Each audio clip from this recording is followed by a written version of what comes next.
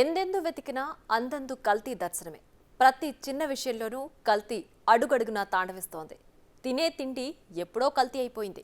ఉదయం లేస్తే చంటి పిల్లల నుంచి పెద్దవాళ్ల వరకు పాలు ఎంతో అవసరం. పాలు లేకపోతే రోజు గడవని పరిస్థితి. పిల్లల ఎదుగుదల కోసం తల్లిదండ్రులు రోజు పాలు తాగిస్తారు. ఇక పెద్దవాళ్లైతే గొంతులో టీ కాఫీ పడదే రోజు మొదలెట్టరు. అలాంటి పాల వినియోగం జరుగుతుంటుంది. గ్రామాల్లో అయితే అక్కడక్కడ స్వచ్ఛమైన పాలు దొరికినా పట్టణాల్లో మాత్రం ప్యాకెట్ పాలే గతి. మంచి పాల కోసం బ్రాండెడ్ మిల్క్ను కొనుగోలు చేస్తున్నారు. దాన్నే ఆసరాగా చేసుకున్న కొందరు అక్రమార్కులు రెచ్చిపోతున్నారు. ప్రజల ఆరోగ్యాలతో చెలగాటమాడుతున్నారు. బ్రాండ్ ముసుగులో స్వచ్ఛమైన పాలను కూడా కల్తీ చేసేస్తున్నారు.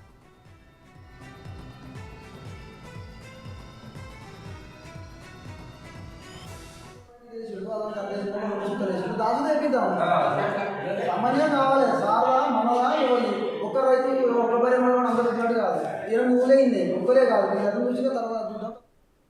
సిద్దిపేట జిల్లాలో కల్తీ పాలు కలకలం రేపింది.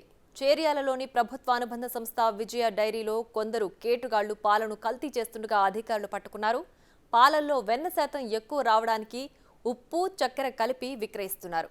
హైదరాబాద్లోని విజయ డైరీ ప్రధాన కేంద్రానికి పాలు తీసుకువెళ్లగా బాగోతం బయటపడింది.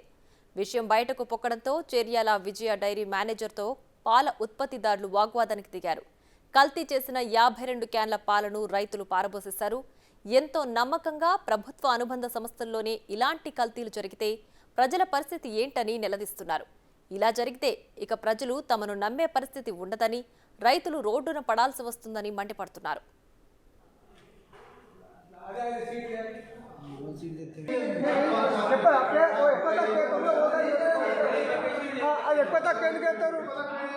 సేవ్ రావాలి కదా.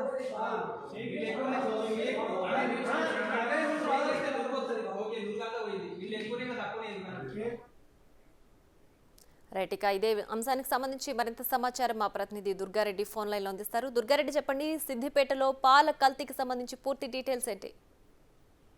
ప్రియా, సిద్దిపేట జిల్లా చేర్యాల మండల కేంద్రంలో ఒక విజయ డైరీకి సంబంధించిన పాల ఉత్పత్తిదారులు ఎవరైతే ఉన్నారో వాళ్ళంతా ముడి పదార్థాలు కలిపి పాలను కల్తీగా చేసి విక్రయిస్తున్నారని చెప్పి చాలా సందర్భాల్లో ఫిర్యాదు రావడంతో ఈ యొక్క పాలను మాత్రం శాంపిల్ పంపించడం జరిగింది. శాంపిల్ పంపించిన తర్వాత దాంట్లో వెన్న శాతం పెంచడానికి కోసం ఉప్పు, అదేవిధంగా చక్కెర ఇలాంటి ముడి పదార్థాలు అందులో కలిపి విక్రయిస్తున్నారు. దాంతో పాటు ఇదంతా కూడా పాలు నాణ్యత కోసం అని చెప్పి ఎవరైతే పాల కేంద్రాలకు సంబంధించిన వాళ్ళు ఉన్నారో ప్రభుత్వ అనుబంధ సంస్థ విజయ డైరీ కూడా ఇలాంటి కార్యక్రమాలకు పాల్పడుతుందని చెప్పి చాలా సందర్భాల్లో రైతులంతా ఆవేదన వ్యక్తం చేశారు. రైతులు 3 మాసాల నుంచి ఫిర్యాదు చేసినా పట్టించుకోలేదు. మేనేజర్ వీటన్నిటిని కూడా నిన్న శాంపిల్ పంపించిన తర్వాత శాంపిల్లో ఉప్పు అధికంగా, అదేవిధంగా చక్కెర, ఇలాంటి యూరియా ఇలాంటి పదార్థాలు అధిక శాతంలో ఉన్నాయని చెప్పి అక్కడ నివేదిక రావడంతో ఈ రోజు మాత్రం ఉదయం 5 గంటలకు వెళ్ళిన తర్వాత 8 గంటల వరకు కూడా అక్కడ విజయ పాల డైరీకి సంబంధించిన మేనేజరు చేర్యాల పాల కేంద్రానికి రాలేదు. ఆయన తీసుకొచ్చి అతను ముందే 52 క్యాన్ల పాలను మాత్రం అక్కడ పారపోసి నిరసన తెలిపారు.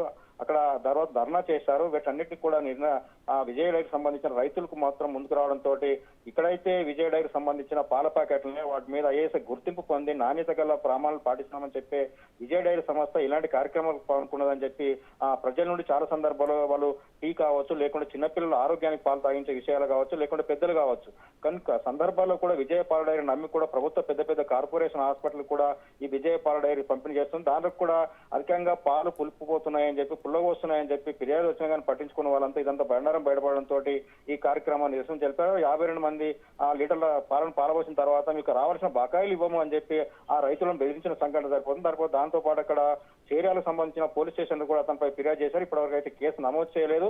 ఇక విజయ డైరీతో పాటు మిగతా పాల ఉత్పత్తులు ఎక్కడైతే జరుగుతున్నాయో అక్కడ అన్ని చోట్ల కూడా ఇలాంటి కార్యక్రమాలు జరుగుతున్నట్లుగా మనకు సమాచారం వస్తుంది. Priya. Right Durga Reddy, thanks for the updates.